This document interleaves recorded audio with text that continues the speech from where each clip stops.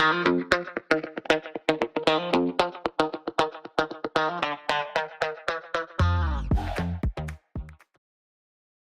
right, welcome back to the Sunday Sit-Down, our first actual Sunday Sit-Down, where we are sitting down on a Sunday here at the beautiful Springfield Golf Club. Starter was a little mad at us, Dave, but we persevered. We made it here. Found a nice place to record. Thank you so much for joining us. Welcome. I had to park the golf cart just over here. Not such a bad day.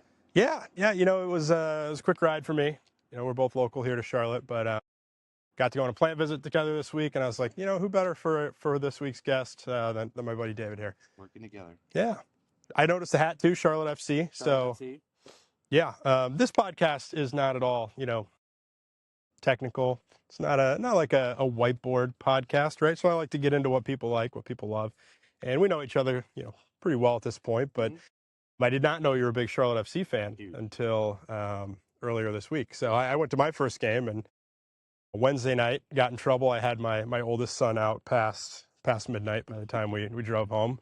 I may or may not have told her the game started at 7:30, knowing it started at 8:15. But yeah, tough loss, or it was a draw. I mean, it may as well have been a loss, 2-2. But might as well be. Yeah.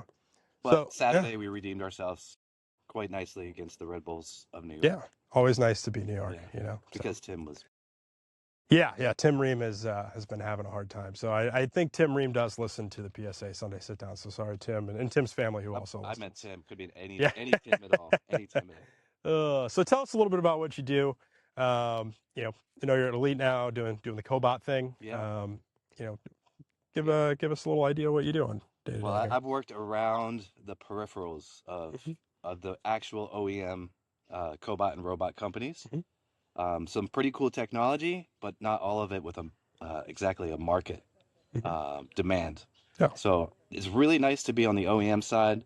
I think with cobots these days, there is a big risk of them turning into a commodity at this point. You got your yellow ones, I got my red ones, I like the blue ones, I like the white ones, and it's really hard to differentiate yourself. So Elite is a Chinese company, and I interviewed actually with several Chinese robotics companies before I took the role at Elite.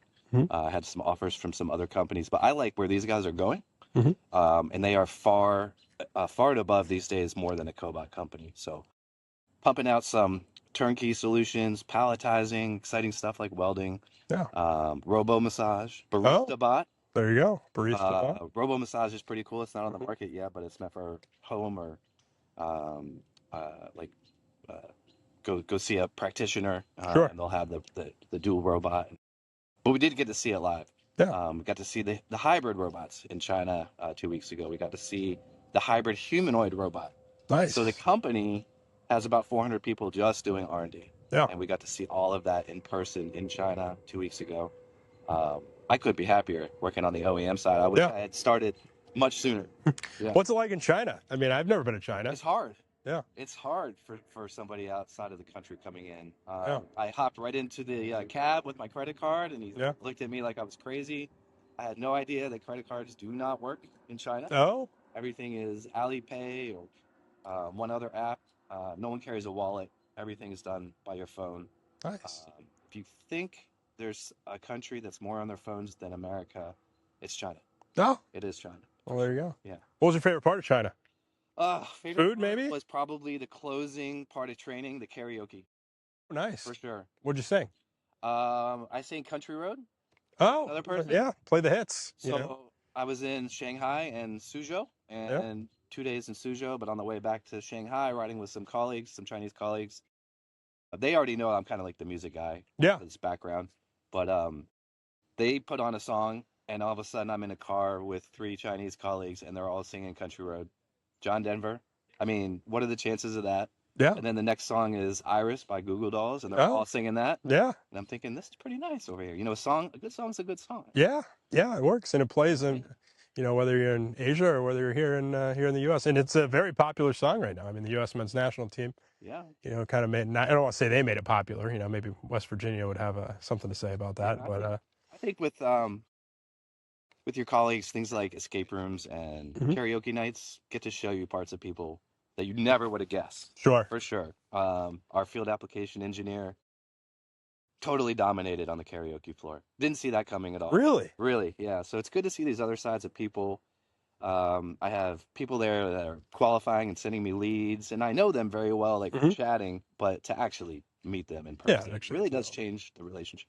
yeah, the in-person stuff is Yeah. cool, and I like how you know we were originally going to do this podcast Friday afternoon on virtually, right? Yeah. I went to the Noah Khan concert last night, and now we're like, you know what, let's do it in person. I think it was your wife who said, what are you guys doing it virtually for? Try to listen to everything my wife says. Yeah, Yeah. and I should take that advice. I've been doing the opposite, Yeah. and She this said, gets you gets guys me in the literally live doghouse. 15 minutes from each other. What are you doing? Yeah, Do it right. Do it in person. So here yeah. we are on a Sunday with And we've played this course together with Charles. loose. Yeah, that was Loosely for loosely. me. Yeah. Yeah, but yeah, with Charles from your team, it was fun. We got out here, we played. Played in air quotes, I would say. But yeah, great course here in the Yep. Charlotte area. If you hear the airplanes fly over, which is really cool. It's one of the parts I like living about Charlotte. But Charles is my boss in yes, China. yeah, He Charles is is our great. most advanced humanoid robot. Yeah, and his He's, son is a golf prodigy, that's right. from what I That's understand. correct. Right? Yeah. Number 3 ranked in Shanghai, I think, Wow, for that's his awesome. division. Yeah, Yeah. that's pretty cool. Cool. Well, you mentioned it briefly. You said you're the music guy. I mean, that's something that we sort of talked about right away, right? We're Yeah. both we call them deadheads. So tell us a little bit about your background in music. And I knew that you were the music guy because the first time we played together, I can't remember if it was here or maybe Fort Mill or somewhere else. I brought up the Disco Biscuits, and you knew who they were. Oh, So yeah.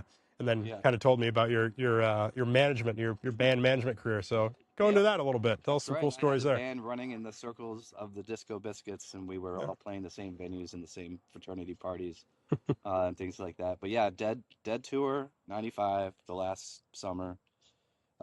Fish Tour 97, all fall. That was probably kind of like almost the peak right there. Yeah. Fish Tour 97. But um, I made a U-turn after going to American University for 2 years in Mhm. DC.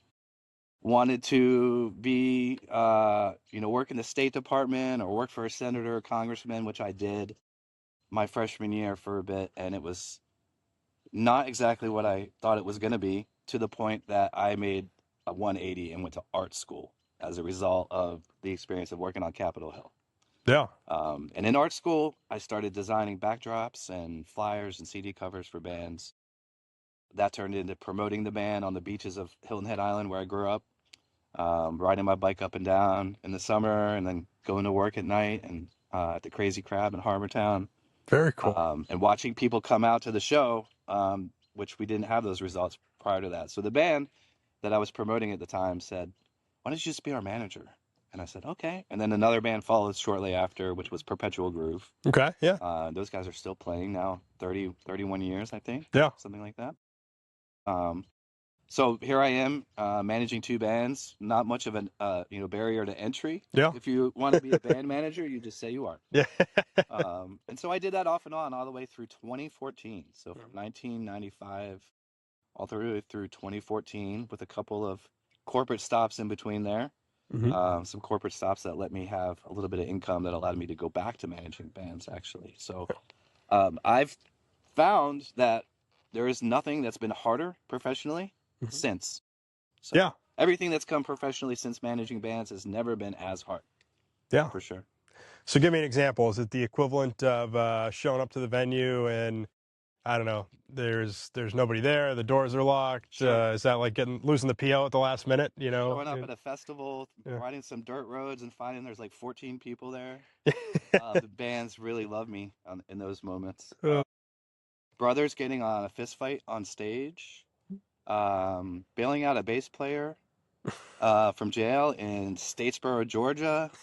Yeah, I basically served as like the chaplain, the psychiatrist, the bail bondsman, yeah. and sometimes the manager. But I could count on one hand a handful of times that a night has gone perfectly, Yeah. but it makes it all worth it. Give me a good example of a perfect night. A perfect night was this band, Fox Street All Stars, I had from Colorado. I don't know how I made this happen, but I got them a gig in Europe in Katowice, Poland. That was the world's largest indoor blues show in the world at the time. 25,000 seats. And this band's going from 500 to 1,000 people, and all of a sudden they're in Europe. and they're in an arena with 25,000 people. Now, that's a perfect night. Yeah. Absolutely. Wow. So you were there for it. You went over to Europe. Yes. What was that like for you, being backstage, 25,000 people? And it was nice because more people were in charge of the event. I'm used to kind of being the guy that has to figure out what's going on with the sound, what's going on with the lights, what's going on with the bar. Are they counting all the people coming through the door? It was really nice for me to just put all that behind and just enjoy the moment with the band. Yeah. With the downside being that they expected that to be every night from Yeah. there on out. Guys, we're not going to play 25,000 seat arenas every night. Yeah, you can't go back to Coligny Plaza and, you know. A little hard to go back there. Go back and play Harbor Town, right? Yeah. That's awesome. So then how did you end up in the world of robotics? Yeah. So my daughter was born in 2010, and I did miss a good chunk of time, like from up till about 2 years old. Yeah. On the road, Japan, Europe, all over the U.S. And yeah, I missed those moments. So Yeah. I thought to myself, what can I do? Turns out, like all these experiences managing bands, all the skills that are required, most importantly, the ability to communicate quickly and effectively, served me very well coming back into the corporate world. So I had finished college 2001, taken a job at a company that did print-on-demand technology and patented that technology, and we sold the company to Amazon. So that gave me some freedom to go back into managing bands. But when I returned 2013-ish, 2014, I was in the GPS world with a company called Fleetmatics until they got purchased by Verizon. So they were the biggest GPS company in the world. That, for some reason, when I was doing that, I found this article about a 18-wheeler out in Colorado for Coors Light that had driven from one city to the other without a driver. So this is like 2014, 15, and I thought, now that is cool. That is the future right there. I want to get into that. And I did. I just made my own way. I got a job recruited to a company called Mobileye, which is owned by Intel now. And that was my first time working with technology like AI, computer vision, and deep neural networks, and machine learning, and just some of the coolest cutting edge stuff. From there, again, no one told me I could be a band manager. I just did it. Nobody told me I couldn't be in robotics. So I just did it. I found my way and I got recruited to a startup. It was a continuation of autonomous vehicle use. So I was managing accounts for autonomous tractors for John Deere, Waymo, Cruise. These were some of my customers, building on that prior experience. But also into robotics. So we were doing the emergency stop and safe remote control for projects like Digit, which is agility robotics, Amazon humanoid bipedal robot. We did the emergency stop for Spot. Nice. Boston Dynamics. I don't know that they use that technology from Fort Robotics today, but that was my first foray into sort of just a couple small pieces within the whole robotic experience, but not the robotics you and I know today, which is industrial or distribution facility robotics. So if I'm sitting here thinking back, I mean, gosh, it must be, you know, there's always this running joke that you have to have a one-page resume. Like for you, it'd be literally impossible, right? I mean, between all the band, you know, you started at American University, you know, you thought maybe you were going to be like the West Wing, right? You thought you were going to be Sam Seaborn or somebody, right? Working for Jed Bartlett, but then you go from, you know, American and on Capitol Hill to managing bands to robotic startups. I mean, it's been quite a journey for you here. How has what you've learned, or what did you learn? I guess I want to go back to the government side of things, the Capitol Hill thing. What was it about it that you got there and you're like, you know what, this just isn't for me? Yeah. Well, I worked for a little-known congressman named Mark Sanford. Okay. From South Carolina, and at the time, you know, I was very much progressive, liberal Democrat, but I wanted to see what was on the other side of the aisle. So I purposely took a job with a Republican congressman. I was impressed by some things. He slept in his office. He turned down, you know, housing money, things like that. He's a great steward of the dollars that he was in charge of. On the other side of that, I saw that the access to a congressman or a senator was primarily done by corporations. And it seemed that a lot of the people sitting in those offices had a lot of money. And the average person didn't seem to have much of a voice. So it was a big turnoff for me. Mm-hmm. And then that led you back to getting out of there. You said, you know what, this isn't for me. Yeah, that led And then, me into yeah. art school. I did it for 1 quarter. Mm-hmm. Probably the best use of art school in 1 quarter in the history of art school for anyone Yeah, that wanted to get a job, because it led to so many years of managing bands. sure. Yeah. I went back to College of Charleston, 1999, to get my degree. I was running my own company at the time, so I was front and center every class, which wasn't exactly like it was freshman year. Sure. Um, I didn't miss a single class in the 3 years that I was there. Yeah. I graduated with business administration degree with my brother. Nice. He had also done some similar 180s from Yeah. Johnson and Wales chef to business administration. So we actually sat next to each other Yeah. on Mother's Day in 2002 for College of Charleston graduation in our white tuxedo dinner jackets. And it was a pretty special moment for me and my brother, and especially for my mom. Yeah. No, that's awesome. Yeah. Yeah, Cool. but I knew I needed my degree if I was going to do this, continue to do this, run Yeah. my own company. And what did I do immediately after graduating? I stopped managing bands because I was really burnt out at that point. Sure. Yeah.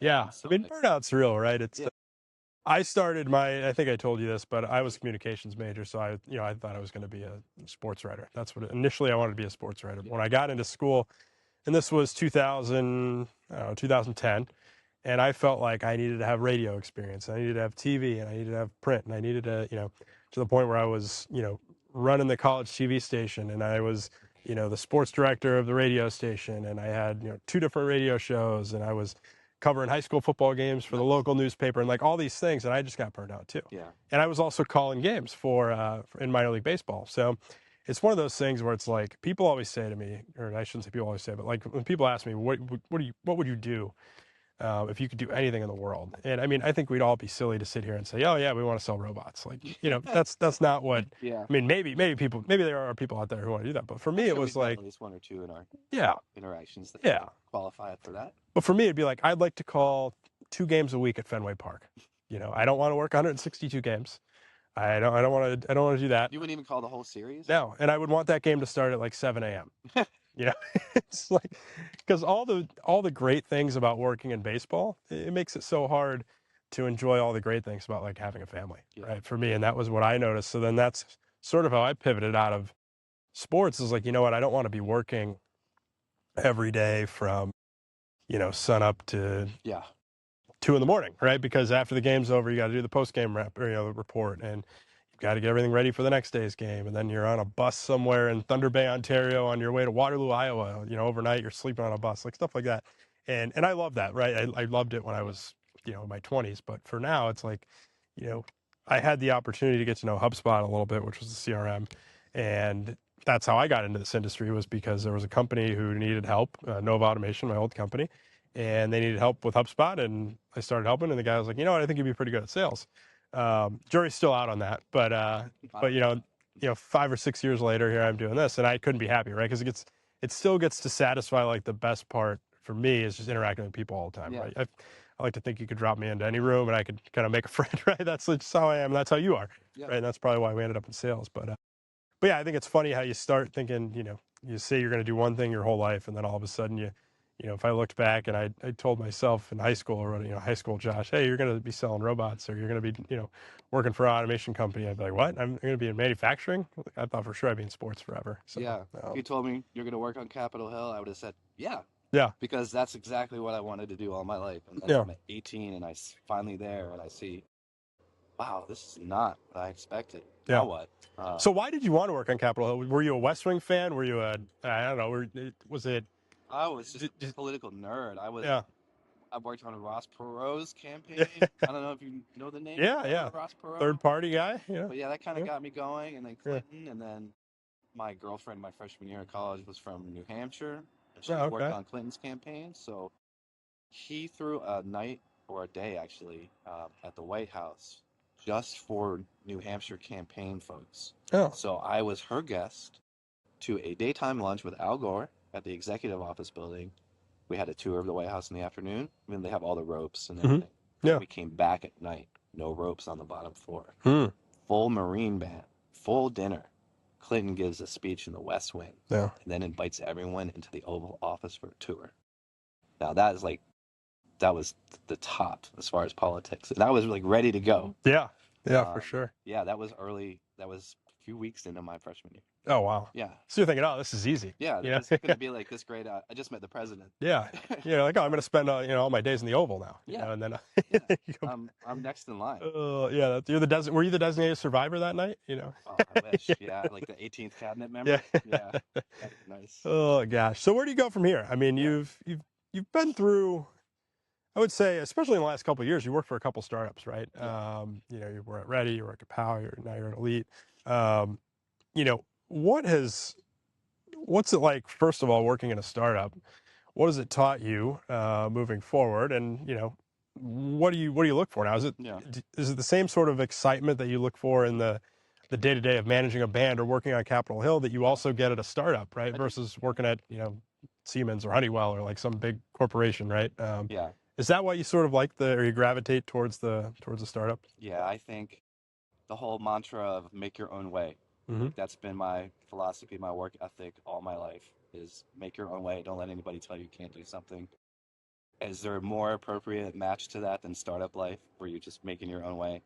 Even with my current role at Elite, we're 450 plus and we're in 50 countries, so no one would classify that as a startup. Mm-hmm. But we would classify our North American market as an absolute startup. 200 robots deployed. Mm-hmm. And so that's a perfect match for me. I get support from a bigger Mm-hmm. enterprise, but I'm local and I'm making my own way. And I find it really awesome and a rush to solve a process, something that's broken or building something from scratch because you need it. Gives me almost as much of a rush as managing bands, but it's really pretty close. Yeah. Yeah. Awesome. Yeah. So what's the plan after you're done selling robots? Everybody, I always tell my wife, I want to work until I'm 65, and then from 65 until I die, I want to wake up, Yeah. go to the golf course, I want to play 9 holes, I want to have lunch, and I want to go home every day.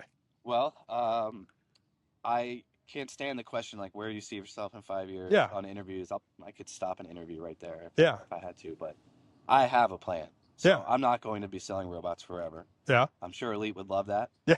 But I am pretty deep into a plan to open up a deviled eggs business called Bless the Devil that I'll be working on with my brother, the trained chef. Yeah. We have 5 flavors of the day. We have 1 rotating flavor of the month. Flavors are outstanding, have been tested, and I'm going to start with just like a food truck or food cart in Fridays and Saturdays down in Noda.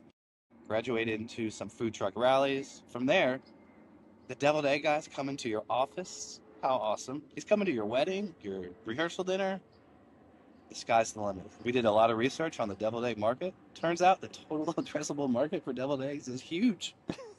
Now, I don't know if I can say this or not, but this all was born from a sweatshirt that my wife got me for Christmas. It might have been the one before. It might have been 25, I think. So it said slut for deviled eggs.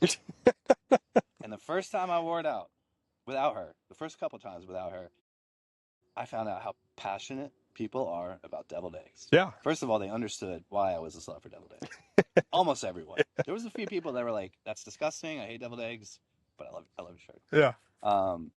People are passionate about it, and you think about it. This is a food that's been around, like it has its origins to Roman times. I don't think there's many foods we eat today that you can tie back into thousands of years, right? There's Sure. something about an egg or a deviled egg that brings us all together. And these people are like, well, my Mima makes the one, or my cousin makes one with trout. And I just look at him like, because I'm a bit of a purist myself. Yeah. So if you brought something like a deviled egg with trout to Thanksgiving, if you weren't part of the family, we'd probably tell you to leave. Good to know. But yeah, we have all the costs planned out. This is my dream. This is my passion. I could tell. Yeah, absolutely. So everything that is going on with me professionally right now, most of the money's going to that. I am even door dashing a couple times a week with 100% of the money going to the deviled egg dream. My wife doesn't believe me when I say you're going to be married to the deviled egg empire, like you're going to be the heir to the deviled egg empire, but I'm going to make it happen. I feel really good about it. So I got a lot of questions. You mentioned the trout. Yeah. being in the deviled egg. And I don't think anybody from Haberdish is watching this, but do they have trout in theirs? Is that They might, or they might put something like bacon on there. Yeah, I've had it. The ones at Haberdish, and again, I'm not a sommelier for deviled eggs. Yeah, but the ones at Haberdish are really good. I mean, I like deviled eggs. I've definitely seen trout on them, and it's probably at one of those, I don't know, bougie South End, no type restaurants, right? So when you say you're a deviled egg purist, what does that even mean? So we have 5 flavors. Number 1 is the classic, and it's called Mimos, and that's Duke's mayonnaise only, salt and pepper, local egg. So we have a local egg supplier that we're going to work with, and a dusting of paprika. And when I mean a dusting, I really mean a dusting. The ones that are covered in paprika, no thank you. So a dusting. That's your classic.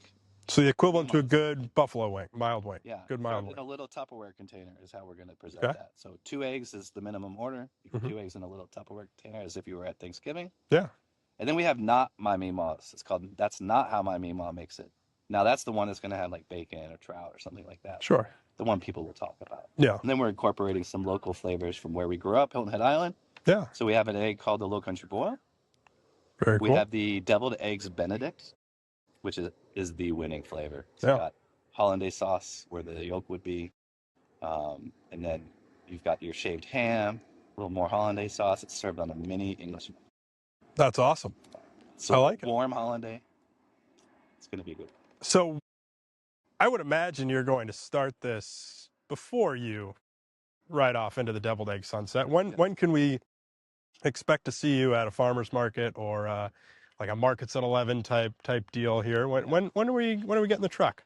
I'd like to see. And do you need a truck? Could it be a cart? It could be a cart, but it's harder with a cart just because of food safety issues and things like that. But can be done, and I did find a deviled egg cart, like almost specifically designed for it. So that is an option. I'd say 12 months from now is when I'd like to start seeing it happen. What's nice is I can work my way into it. Yeah. So I don't have to leave my job to live the dream. I can do it on Friday nights and Saturday nights, or I can do it on Saturdays and Sundays. Yeah. Right. But I feel like it's not going to feel like work to me. Yeah.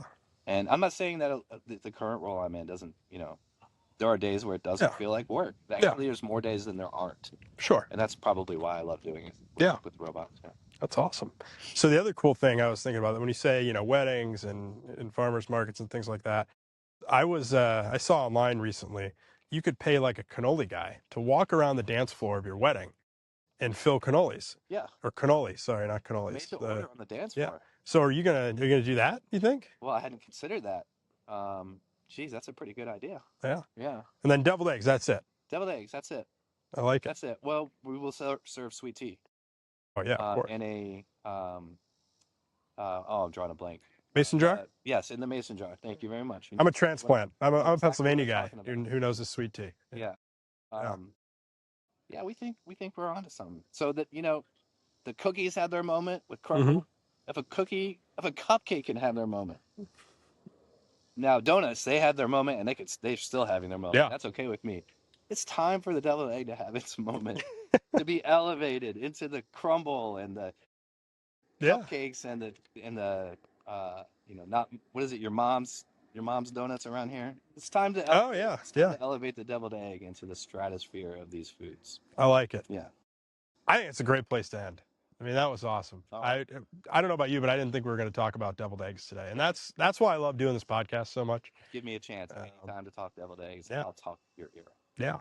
Well, investors, if you reach out to David here, if you want to get in on the deviled egg game. And thanks for joining me. A literal Sunday sit down, one of our favorite places here in Charlotte. Love it. We'll have to get out here and play pretty soon, but thanks, buddy. Thanks for always a pleasure. Yeah. Appreciate it. Cool.